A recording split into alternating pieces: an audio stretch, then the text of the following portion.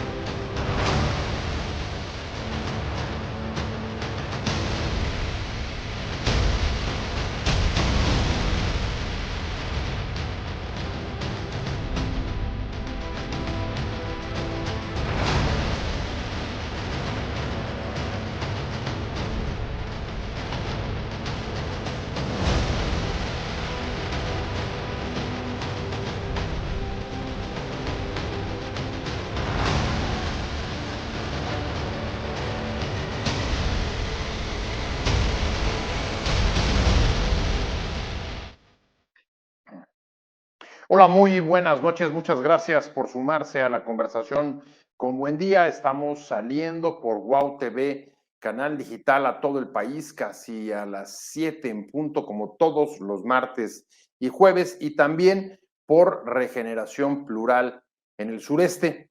Además de por mis redes, José Buendía MX, por Twitter, Facebook y YouTube.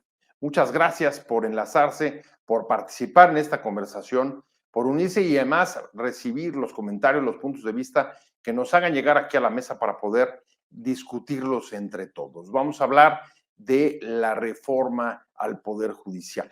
La reforma a la justicia sigue levantando una enorme polvareda de declaraciones alrededor de ella, pero no necesariamente para dilucidar cuáles son exactamente los cambios que podía generar en la justicia. Ese es el enfoque que nos interesa abordar en este programa. ¿Cuáles son los cambios que se pueden esperar en la justicia en el país con esta reforma de la justicia que, como le decía, ha levantado una enorme polvareda de declaraciones que seguirá haciéndolo en las próximas semanas, entre los que, si me deja expresarlo de esta manera, están hiperventilados porque abordan la discusión no solamente desde el contenido de la iniciativa, sino sobre todo desde fuera, las amenazas que ven sobre ella para la independencia de la división de poderes y los efectos que tendría sobre el control del Ejecutivo sobre la Corte. Estos hiperventilados vienen anunciando que se trata de una reforma dañina que alteraría el equilibrio de poderes en el país frente a las posiciones que, si tuviéramos que ponerles algún calificativo, llamaríamos radicales, como por ejemplo los últimos posicionamientos del presidente López Obrador, que dijo de cualquier clase de cambio hay que tener cuidado, refiriéndose a la posibilidad de que fueran escalonados o aplazados en el tiempo los cambios que se generan de la iniciativa, porque, en su opinión, lo que pretenden o lo que pretenderían es descafeinarla. Y con eso, cualquier posibilidad de acuerdo que se fuera desarrollando, por ejemplo, en el marco de los foros de discusión, el debate sobre esta reforma que se lleva a cabo a través del Congreso, quedan relegados o difícilmente verificables, difícilmente van a prosperar o traducirse estos debates en acuerdos, a pesar de que todo el mundo creo que coincide en que el debate sobre la reforma es necesaria. Pero ¿qué tipo de debate? ¿Cuál el contenido del debate? El de la iniciativa misma, el de el tipo de reforma que se necesita para mejorar la justicia y atacar el mal que la carcome, de la impunidad. Es francamente aterrador ver el número, la cantidad de delitos, ya no solo que no se denuncian en el país, sino que aquellos que llegan a tribunales son muy pocos los que se traducen en sentencias. Y así es difícil atacar uno de los principales problemas que afecta a este país ya desde hace, o por lo menos década y media, de una creciente inseguridad que lleva los niveles de delitos hasta máximos y en algunos casos los de alto impacto al horror como los homicidios. Vamos a discutir sobre este tema. Le agradezco mucho que participe, que nos mande sus puntos de vista y para hacerlo me da mucho gusto recibir acá en este foro a Adriana Aguilar, ella es investigadora del programa de transparencia en la Justicia de México Evalúa. Adriana, muchas gracias por participar. Muchas gracias, José, por invitarnos. Buenas noches. Buenas noches. Y Marisol Méndez es la coordinadora de incidencia de la Fundación para la Justicia. Marisol, muchas gracias. Buenas noches ya. Buenas noches. Muchas gracias por la invitación. Al contrario, gracias a ti por participar. Y si quieren, pues arranquemos en el orden que las presenté, que fue absolutamente aleatorio. Y te preguntaría, como lo hice en la pregunta con la que abrí la introducción, Adriana, a ver, ¿qué cambios pueden esperar sobre todo las víctimas reales, pero también las víctimas potenciales en un país que tiene uno de sus principales déficits de agenda en la inseguridad y, por supuesto, en la impunidad de delitos que se cometen sin recibir sanción? ¿Qué pueden esperar? ¿Qué cambios pueden, dentro de lo que trae la iniciativa, generar cambios positivos en la justicia en el país? Muchas gracias, José. Mira, pues en realidad la iniciativa no está dirigida a lograr estos cambios que necesita la población, pero que sí han sido utilizados como parte del discurso del presidente para legitimar la iniciativa de reforma que él ha presentado. Él parte de dos diagnósticos que son certeros. El primero es que la justicia es lejana a las personas, que los procesos son muy burocráticos, son muy tardados y además son elitistas. Eso es una realidad y es algo que ha estado en el discurso del presidente para impulsar la iniciativa. La otra realidad es que hace falta un proceso de democratización de los poderes judiciales en dos sentidos particularmente. El primero tiene que ver con el nivel de participación ciudadana en los procesos, en particular en los procesos de designación del personal jurisdiccional. Nos referimos específicamente a las personas ministras, magistradas y juezas. El otro punto en esta idea de la democratización es la rendición de cuentas que de alguna manera ha quedado a deber el sistema judicial. Esta reforma responde o es congruente con el discurso. Absolutamente no. En principio, la reforma deja de lado otras instituciones que pertenecen a esta idea que tiene la sociedad de la justicia. Deja fuera a las fiscalías, deja fuera a las policías, a las defensorías públicas y se centra específicamente en el Poder Judicial de la Federación. La iniciativa hace referencia también, pero de manera muy marginal, a los poderes judiciales locales. Los menciona en dos artículos, en el artículo 116 y 122, pero básicamente lo que dice es que lo que se haga a nivel federal se replicará en los estados. Ahora, esta intención o esta iniciativa de reformar los poderes judiciales locales en realidad no está en el discurso ni del presidente de la República ni de la presidenta virtualmente electa, Claudia Sheinbaum, ni tampoco en las personas legisladoras. ¿Esto qué quiere decir? Que en realidad la propuesta de la iniciativa de reforma está apunta específicamente al Poder Judicial de la Federación. Y esto no resuelve ni siquiera los problemas que existen en esa institución, en el Poder Judicial. ¿Por qué? Porque los poderes judiciales locales son quienes resuelven el 63% de los asuntos que se presentan. Entonces, cuando las personas, hablando específicamente y solo de los poderes judiciales, cuando las personas buscan acercarse a la justicia, lo hacen a través de estos órganos locales y no del nivel federal. Entonces, a tu pregunta, pues yo respondería categóricamente que no.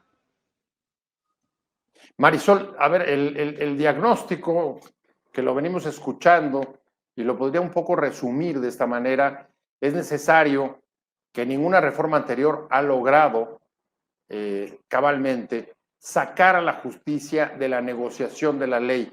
En el país, desafortunadamente, la ley se negocia y los elementos para negociarla tienen que ver con el dinero y con las influencias.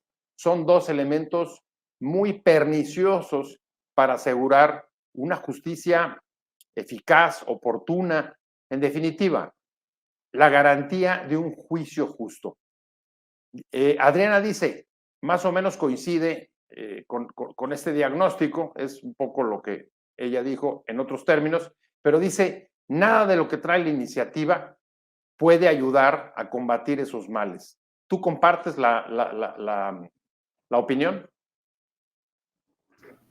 Sí, totalmente. Creo que partimos justamente del mismo diagnóstico y mencionar la otra cara de la moneda, que es la impunidad, porque la falta de acceso a la justicia genera impunidad. Es verdad que el nivel de casos que se resuelven y que llegan al Poder Judicial son muy pocos. Hace algunos meses, hace poco más de un año, vino el Comité sobre Desapariciones Forzadas a México, hizo una primera visita y diagnosticó que el 98% de los casos están impunes en casos de desaparición, pero pues esa es la situación para otro tipo de delitos comunes. Entonces, la ciudadanía se enfrenta a la impunidad y para resolverlo no basta con examinar y reformar al Poder Judicial, sino también a las fiscalías, como se mencionaba. Nosotros monitoreamos también muy de cerca la labor de la Fiscalía General de la República, que desafortunadamente cambió la ley orgánica que se había construido con participación ciudadana, que establecía principios de transparencia, de participación. Sin embargo, esa ley se abrogó totalmente para crear una nueva ley a modo que funcionara a las viejas prácticas de la Fiscalía. Entonces, tenemos que partir de la necesidad de reformar tanto a las fiscalías como al Poder Judicial. Y en términos del Poder Judicial, creo que hay un recurso que es clave, que tampoco se está incluyendo en la reforma, que es el juicio de amparo, porque el juicio de amparo es la herramienta por excelencia jurídica para garantizar los derechos a la ciudadanía. Y hoy por hoy, el juicio de amparo no es accesible a la ciudadanía. Yo creo que pocas personas lo pueden interponer y siempre se requiere de un especialista, de un profesionista, de un abogado para que lo haga. Entonces, los grupos vulnerables, que son los que más requieren de protección, no acceden al juicio de amparo. Sin embargo, esta situación no está en debate en esta reforma y creo que es de las cosas que como sociedad civil debemos visibilizar, porque sí es necesaria una reforma al sistema de justicia, pero ¿qué tipo de reforma queremos? Una reforma integral que abarque a todas las instituciones y que se desarrolle con participación ciudadana, con participación de la sociedad civil, de las organizaciones, de las víctimas del delito, que conocen lo que es ir a tocar la puerta de las fiscalías, ir a buscar a los jueces y no tener una respuesta oportuna. Creo que el debate debe ser mucho más amplio y no correr y no acelerarlo, no querer aprobar una reforma en un par de meses, sino que requiere tiempo y participación para poder reflejar en el nuevo articulado realmente respuestas a las problemáticas que hoy tenemos como sociedad civil mexicana. Yo creo que ahí hay también coincidencia, Adriana. México sí necesita una reforma de justicia que las anteriores, ninguna, desde la que recuerdo, de Zedillo en 97 y luego la que también hubo al principio de la administración de López Obrador, impulsada por Saldívar, ninguna ha logrado revertir los problemas capitales como los que acaban de señalar a ustedes. Déjame ir a algunos de los argumentos que está utilizando el gobierno para sostener el tipo de reforma que está promoviendo. Uno de ellos dice, resulta que una de las problemáticas importantes de la justicia es que desde la reforma de Zedillo de 97 y luego la aprobación de otra clase de leyes, como por ejemplo la reforma de derechos humanos de 2011, dotaron a los ministros de la Corte de una serie de facultades que les permiten interpretar, modificar e intervenir en las competencias de otros poderes con el argumento de los derechos humanos. Estamos viendo un caso hoy bastante claro, por ejemplo, en el caso del juez de la PESA que exige al tribunal que nombre al tribunal electoral a 2 de los ministros que se necesitan para calificar la elección. Y él argumenta que no invade las esferas del poder electoral o de la justicia electoral porque está atendiendo un amparo, fíjate, un amparo, lo decía Marisol, no es tan fácil presentar amparos en este país porque se necesitan recursos e influencias, un amparo sobre o descansando en los derechos humanos. ¿Coincides con esta observación? Porque eso es un punto muy polémico. La construcción desde 2011 de casi todo el entramado legal del país, transversalmente lo cruzan los derechos humanos. Y eso, desde luego, que se ha tenido como un avance en el aseguramiento de derechos, pero así como la seguridad se ha vuelto también un argumento, la seguridad nacional, para muchas cosas que pues caen en el lado de la interpretación, los derechos humanos también podrían caer en este supuesto y abusar de esa categoría. ¿Qué opinas de ese punto, esa justificación que está dando el gobierno dentro de esta reforma? No, el ejercicio o la defensa de nuestros derechos jamás va a ser un ejercicio o un abuso de una atribución. La Suprema Corte, los tribunales en general, están para proteger la Constitución y para proteger nuestros derechos humanos. Entonces, en ese sentido, pues no hay ningún abuso, ningún exceso en las atribuciones. En el caso de la Corte en particular, pues es un órgano que de control muy importante, de hecho, a los abusos del poder que pueden ejercer otros órganos. ¿Pro de qué? De garantizar nuestros derechos como ciudadanía. Entonces, en ese aspecto, pues no veo que haya como una intromisión entre los poderes. Lo que está haciendo y lo que ha hecho el Ejecutivo y ahora el Legislativo sí puede considerarse como una intromisión indebida a las funciones del Poder Judicial, porque está... Perdón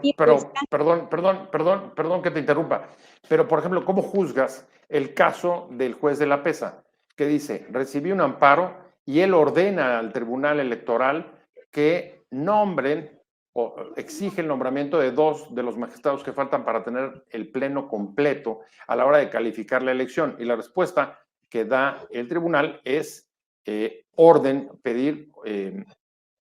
acusarlo penalmente por extralimitarse en sus funciones. Y él dice, no, si no me estoy metiendo al terreno electoral, yo estoy simplemente defendiendo justamente lo que tú acabas de decir. Los derechos humanos, me imagino, se referirá a los electores o a los ciudadanos mexicanos. Sí, así es. Es lo que está haciendo, o sea, él está actuando de la manera, pues, como debe actuar un juez. Y bueno, o sea, creo que a lo que me refería también con esta intromisión del poder ejecutivo y del poder legislativo en las funciones del poder judicial es en esta iniciativa, por ejemplo, no se está tomando en consideración o no parte de un diagnóstico de cuáles son las necesidades y las necesidades en la infraestructura institucional, digamos, de los poderes judiciales. no se está tomando en consideración la opinión de quienes integran estos órganos, incluso sus derechos. Esta cesación de un momento a otro de todas las personas juzgadoras constituye una violación a sus derechos como funcionarias, en particular al derecho a la inamovilidad del cargo. Entonces, por ejemplo, ahí sí vemos una intromisión indebida de un poder sobre otro. Respecto al Poder Ejecutivo, pues ha habido una serie de señalamientos desde su posición hacia hacia las personas juzgadoras, criminalizándolas frente a la sociedad. Y esto evidentemente tiene un impacto con relación a la percepción que tiene la ciudadanía del actuar de estos poderes judiciales.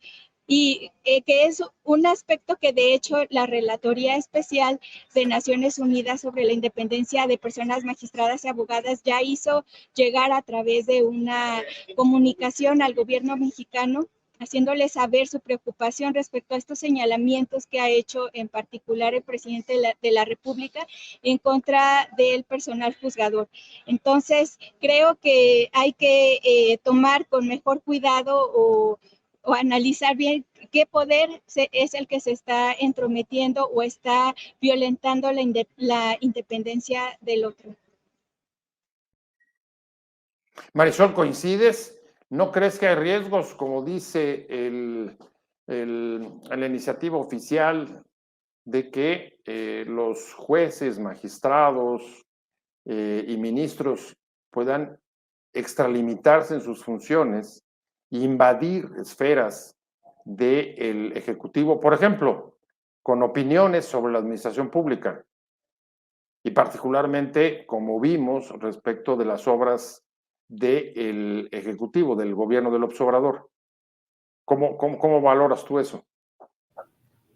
Sí, dos cosas. Creo que la iniciativa de reforma al Poder Judicial pues tiene un antecedente previo, que es justamente los casos donde se aprobaban leyes impulsadas por el Poder Ejecutivo y que fueron frenadas por la Suprema Corte. Por ejemplo, podemos mencionar el tema de la Guardia Nacional, que ha sido un tema insistentemente impulsado por el Poder Ejecutivo para que la Guardia Nacional forme parte de la Sedena. Este tema fue parado por la Suprema Corte ejerciendo su control de constitucionalidad. Y aquí voy a lo segundo, que justamente la Suprema Corte es el contrapeso del poder político, decía yo, porque es la instancia ante la cual la ciudadanía puede acudir para denunciar un acto ilegítimo, arbitrario o ilegal por parte de los otros poderes, por parte del Ejecutivo o el Legislativo. Y aquí es el Poder Judicial que resuelve a la luz de la Constitución, que es el máximo órgano tratado del país, y los tratados internacionales de derechos humanos. O sea, la Corte tampoco puede resolver lo que quiera, tiene que resolver en función de la Constitución y de los tratados internacionales, guiándose bajo los principios que mencionabas de derechos humanos. Entonces, no es que ellos puedan resolver o sobrepasar a otro poder de manera arbitraria, sino que lo que ellos tienen que tutelar es la vigencia del Estado de Derecho, donde todos somos iguales ante la ley y ellos resuelven... Sí, pero a ver, perdón que te interrumpa, pero a ver, por supuesto que tienen que actuar de acuerdo con los principios de la Constitución, pero hay un margen de interpretación en el actuar de los ministros de la Corte, de jueces y de magistrados. Ese espacio de interpretación puede ser tan chico o tan amplio como pueda darse. ¿Hasta dónde? O sea, no se aplican, digamos, los principios como una cuestión mecánica, sino hay una interpretación para poder llegar a fallos o a opiniones.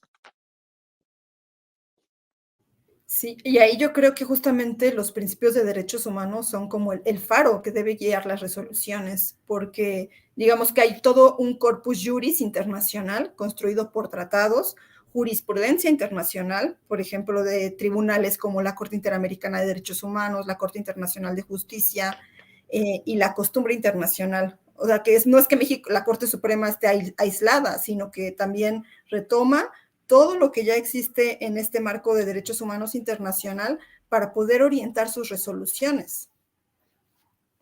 Incluso yo diría, perdón, que cuando no estamos incluso satisfechos con una resolución de la Suprema Corte, creo que incluso está justamente las instancias internacionales que también pues orientan sobre las resoluciones o los criterios jurídicos que deben prevalecer en los países. Bueno, ese es un punto. Otro punto interesante, Adriana, ahora que decía Marisol sobre la función de la Corte como tribunal constitucional de facto o el control de constitucionalidad. Al mismo tiempo, una de las grandes críticas a la propia Corte ha sido el que haya admitido amparos y haya fallado a favor de muchos casos de evasión fiscal de grandes empresas. Como decíamos, no es fácil presentar amparos en este país. Se necesitan dos cosas. Se necesitan recursos y muchas veces se necesitan influencias. Están ahí incluso los alegatos de oído que tanto conocemos ahí dentro de los tribunales, en los que pues tampoco cualquiera se acerca a exponer sus razones, sus motivos sobre un caso en particular en la Corte. Esto es un tema que ha hecho daño a la propia Corte. Por ejemplo, estoy pensando en la liberación o el aplazamiento de pagos de deudas fiscales, por ejemplo, de Salinas Pliego. Sí. Por eso cuando comenzó el programa, cuando tú comentabas de cuál era como el diagnóstico, si esta reforma responde a las demandas de justicia, un aspecto que comentaba era el de la rendición de cuentas. Creo que ese es un aspecto en donde los poderes judiciales pues sí nos han quedado bastante a deber respecto a estos asuntos que tú mencionas de evasión fiscal. Creo que es un elemento que el Poder Judicial de la Federación pues sí tiene que salir a mencionar, bueno, qué es lo que ha pasado, o sea, cuáles son las razones por las que este tipo de asuntos llega a dilatarse. Nosotras en México Evalúa hace ya unos años publicamos un observatorio de la Suprema Corte en donde algo que identificamos es justamente la discrecionalidad que hay en el manejo de los tiempos a su interior. Entonces, o sea, además de los tiempos, de cuáles son los asuntos que se resuelven, cuáles no, cuáles se quedan como aplazados.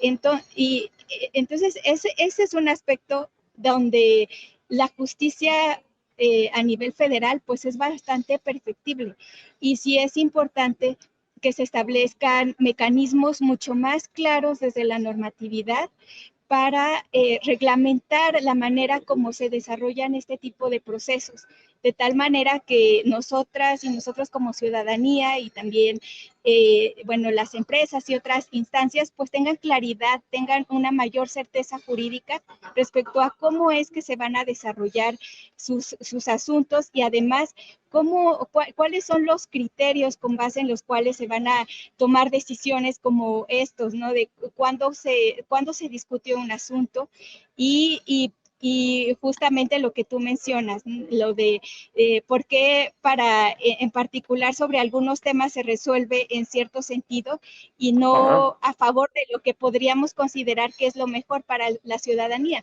Pero es un aspecto que sí le corresponde al final de cuentas, pues salir a rendir cuentas al Poder Judicial de la Federación. A ver, ese es un punto central, Marisol, y es la falta de rendición de cuentas lo que da cabida a las críticas de que la Corte se ha convertido o ha derivado.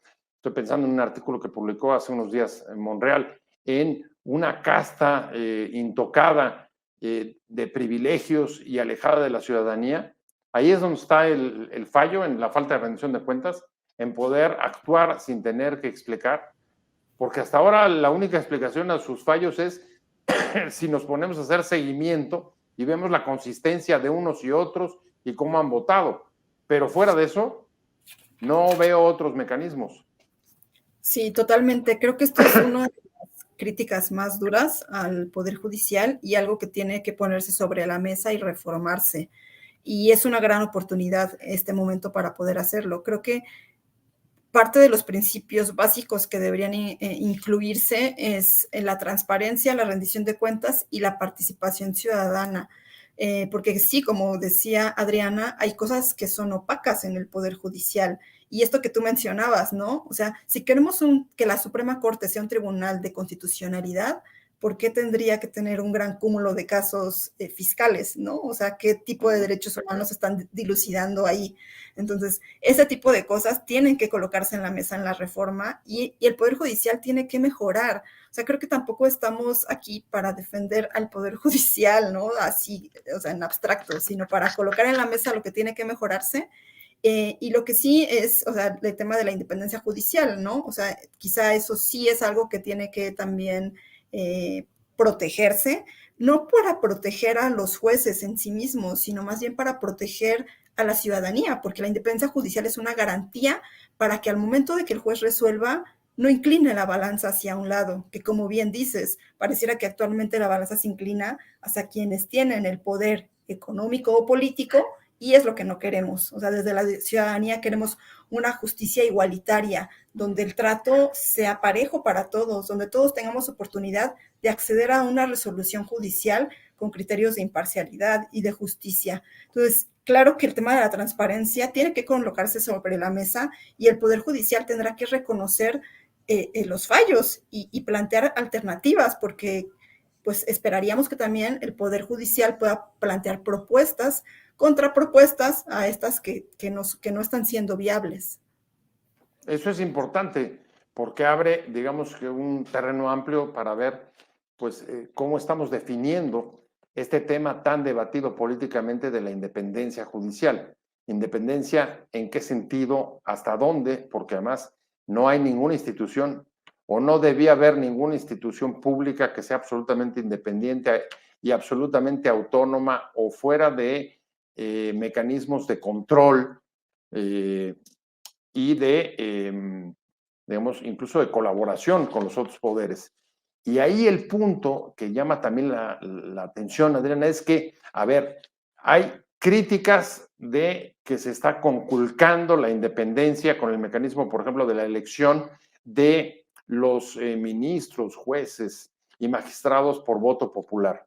Hay rechazo a algunas de las del contenido de esta reforma, pero al mismo tiempo, y reconociendo todos que es necesaria una reforma del Poder Judicial, no solamente no hemos visto alternativas o contrapropuestas, sino la propia Corte ha tenido tiempo suficiente, sobre todo en un sexenio en el que ha tenido una relación tan ríspida con el Ejecutivo, para presentar, para dar a conocer, para emprender, para impulsar una reforma, pero tampoco lo ha hecho. Ahora la ministra Piña declaró, me parece, hace algunos días que sí van a llevar una propuesta. No sé si la van a llevar cuando ya terminen los foros y no sé si la van a llevar a dónde, pero los foros terminan pronto, ¿no? Están programados hasta, creo que hacia mitades de julio, pero después de eso, pues vendrá ya la discusión en el Congreso sobre las iniciativas y el análisis parlamentario y en su caso la votación. Entonces, ¿cómo entender eso, Adriana? A ver, vemos un enorme ímpetu, un enorme enojo por el tema de la independencia, reconocimiento de que se necesita una reforma de justicia, pero van a decir, ok, ¿y qué tipo de reforma quieres? Porque el otro lado ya puso sobre la mesa una iniciativa y dice, para mí el tipo de reforma es este. Y tú dices simplemente, no, la tuya no me gusta. Y al mismo tiempo no propones otra. ¿Cómo se explica eso? Bueno, yo creo que antes de que el presidente presentara su iniciativa de reforma, pues no se preveía al interior del Poder Judicial o no existía esta intención de hacer o de desarrollar una propuesta propia, salvo pues la que presentó y desarrolló el ex ministro Saldívar en 2021. Pero ahora pues no había como esa intención. El Poder Judicial de la Federación se centró en otros aspectos. Hay un elemento que me gustaría reforzar respecto a lo que comentó Marisol, sobre la independencia judicial, porque ella lo dijo muy bien, ¿no? La independencia judicial se ha malinterpretado, se ha como igualado, digamos, a una como garantía de impunidad para el personal juzgador, cuando no es así. La, la independencia judicial es una garantía para nosotros nosotros y nosotras como población, para que cuando busquemos acceder a la justicia podamos hacerlo ante jueces y juezas imparciales y también ante tribunales con esta misma característica. No es una garantía para el Poder Judicial, es una garantía para nosotras y nosotros como ciudadanos. Creo que eso ha sido muy mal utilizado en el discurso político y se ha abusado y se ha usado de una manera muy malintencionada. Ahora, ¿cuál es la propuesta de reforma que sí se necesita? Porque efectivamente uno de los aspectos para reforzar la independencia judicial tiene que ver con la manera como se designa a las personas ministras, a las personas magistradas y juzgadoras. Lo que desde la sociedad civil y la academia y las personas expertas vemos también los estándares internacionales, la Comisión Interamericana de Derechos Humanos, la Relatoría Especial de la ONU sobre independencia de magistrados y abogados, ha mencionado que lo mejor es que para la elección de personal jurisdiccional es que se desarrollen concursos de oposición. ¿Qué son los concursos de oposición? Son una serie de mecanismos de evaluación de carácter objetivo, riguroso, transparente y, como ya lo dijo Marisol, con participación ciudadana, que garanticen que las personas que llegan a estos cargos van a tener la capacidad, que van a tener la integridad, la experiencia para desenvolver su labor con dos características muy importantes, que son la eficiencia y la independencia o la imparcialidad. O sea, pero Esas, un poco es dejar las cosas como están. En ese no. punto es dejarlas como están. No, en el Poder Judicial de la Federación, las personas magistradas y juezas ya se eligen a través de concursos de oposición, pero estos concursos de oposición son perfectibles. Lo que nosotras hemos visto es que, por ejemplo, hasta ahora como están las convocatorias o el diseño de las convocatorias queda un poco al arbitrio de la Escuela de Formación Judicial y lo que nosotros, y entonces se puede hacer como convocatorias a modo.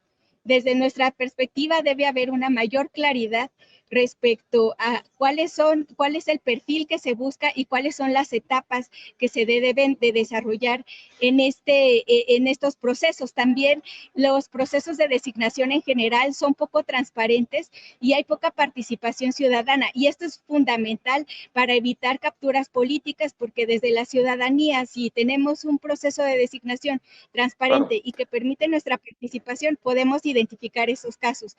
En el caso de la justicia local... Adriana, perdón que te interrumpa, pero a ver, eso lo podría haber hecho la propia Corte, el propio Poder Judicial.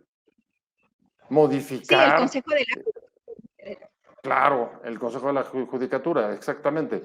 Lo podrían haber hecho ellos, pero no se ve la menor intención.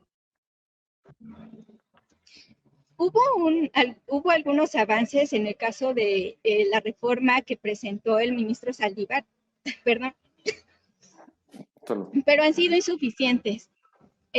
Hace falta, como comentaba, clarificar otros aspectos, y creo que justamente ahora que estamos como discutiendo sobre la reforma judicial, sobre la justicia que necesitamos, es una buena oportunidad para que pongamos sobre la mesa qué es lo que hace falta mejorar de estos mecanismos a nivel federal. Y a nivel local, sobre todo, creo que es el aspecto más importante porque es la justicia que es más cercana a la ciudadanía.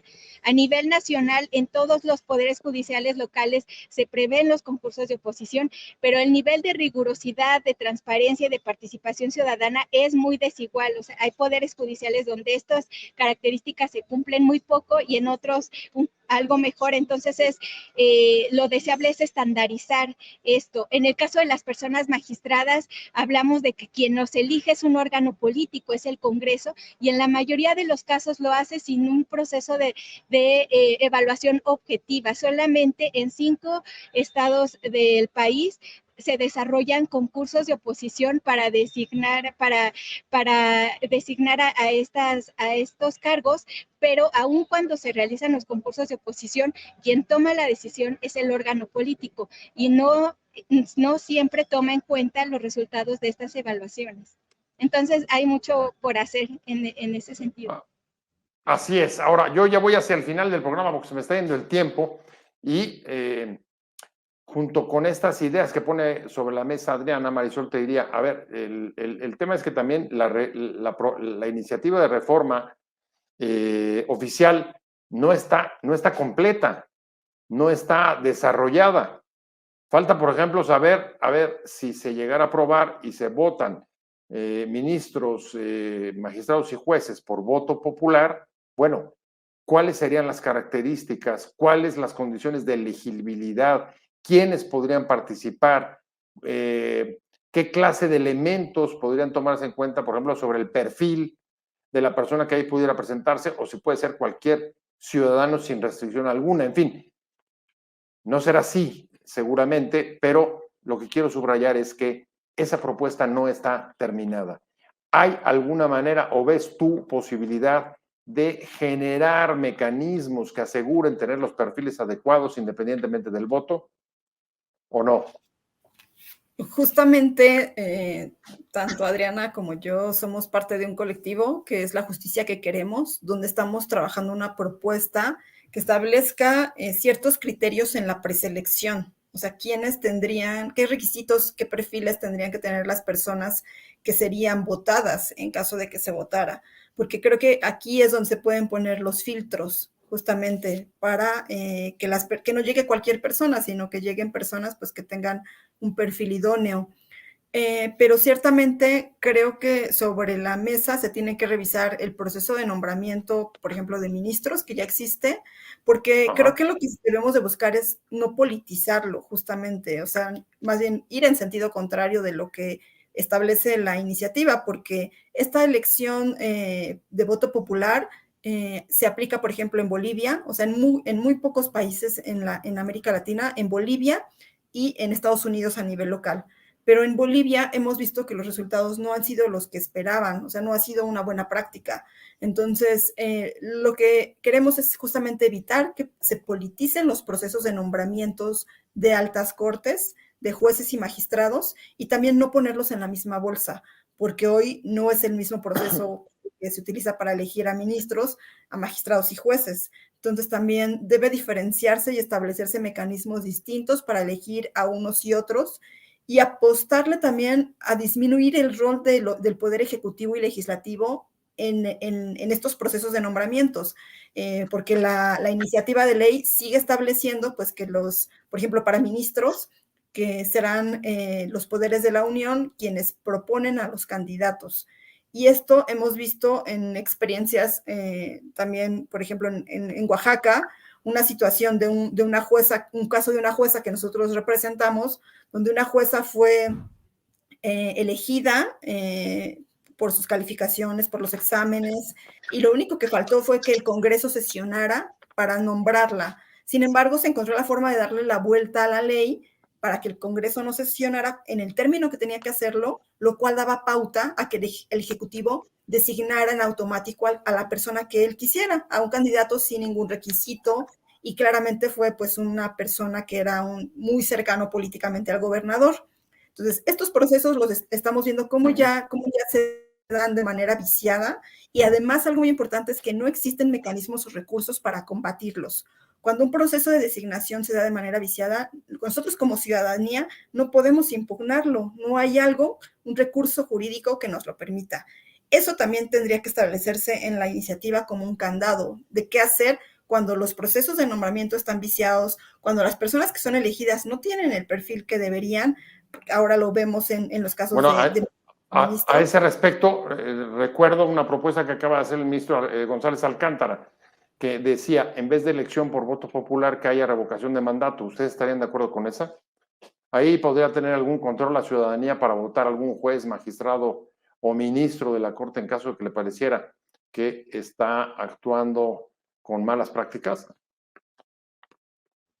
No, nosotras consideramos, al igual que como lo establecen los estándares internacionales, que el mejor filtro para designar a los perfiles más idóneos es el desarrollo de mecanismos de evaluación que sean objetivos, rigurosos y sí con participación ciudadana y que sean transparentes. Porque, ¿para qué nos esperamos a una reelección o a tener esta posibilidad de revocar si podemos establecer estos filtros e identificar a los mejores perfiles desde su ingreso o cuando se dé algún tipo de promoción a los cargos? O sea, creo que debemos apostarle más a estos mecanismos de designación, más que a otras formas, digamos, de ya tratar de resolver una problemática que se pudo haber prevenido. Respecto a lo que comentaba Marisol también, además de establecer estos mecanismos de estos perfiles claros y el proceso, otro elemento que es fundamental es también ver o asegurarnos de que el órgano que realice estos procesos de preselección, en caso de que ya demos, que si ya estamos dando por hecho que va a haber voto popular de personas juzgadoras, es que los órganos que desarrollen estos procesos de selección sean independientes.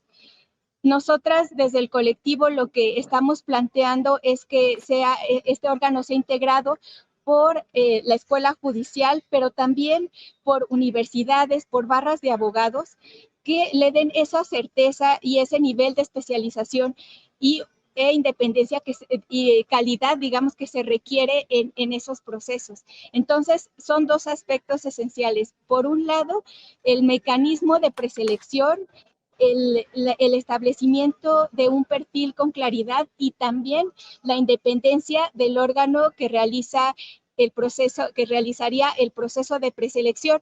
En Bolivia hay un proceso de preselección y las preguntas de los exámenes son hechas por universidades, por barras de abogados, pero ¿qué pasa? Que toda la evaluación y las calificaciones, quien las pone es el Congreso, y es ahí donde también se abren estos espacios de politización. Entonces, el que haya un órgano que sea independiente para desarrollar estos procesos también es muy importante. Para la evaluación, o sea, que sean evaluados de manera independiente. Se me va el tiempo, cierro contigo, Marisol, pues estamos en el cierre. ¿Tú estás a favor de la revocación de mandato o un poco la misma postura de Adriana de fortalecer los mecanismos de selección y órganos independientes de evaluación? Sí, creemos que eso es lo mejor, poder fortalecer desde la preselección, evitar la injerencia lo más posible de los poderes ejecutivo y legislativo, establecer un recurso para combatir los procesos viciados, participación ciudadana, transparencia, rendición de cuentas, creo que son básicos en estos procesos de selección. ¿Están participando en los foros o no? Creo que los foros no son tan abiertos, en realidad, hay que inscribirse, hay que recibir la invitación, entonces están siendo bastante cerrados. Eso no califica como una real participación ciudadana.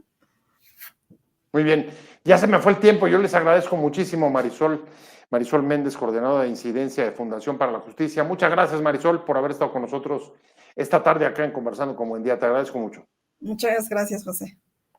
Y por supuesto, Adriana Aguilar, es investigadora del Programa de Transparencia de la Justicia de México Evalúa. Muchas gracias, Adriana. Y gracias por el esfuerzo, porque además te agarramos ahí en situación difícil. Una muchas disculpa, gracias. Porque creo que no sé si se escuchó bien, pero muchas gracias por la invitación. Puede estar tranquila, se escuchó perfecto. Sin problema. Muchas gracias a las dos. Pero sobre todo usted por haber estado con nosotros hoy aquí en Conversando con Buen Día. Nos vemos el próximo martes, como todos los martes y jueves, aquí a las 7 de la noche para entrar a debatir sobre los temas que nos están afectando a todos en una agenda de transformación política social y económica como la que está viviendo en este país, que a todos nos llama a participar. Nos vemos entonces, tengan un buen fin de semana, pásenlo bien y muchas gracias a Fernando Robles, que es el productor de este programa y el que nos permite conectar con ustedes a través de WOW TV, canal digital de Regeneración Plural en el sureste, y de mis redes José Buendía MX. Que tengan una muy buena tarde, una muy buena noche y sobre todo un mejor fin de semana. Hasta luego. Adiós.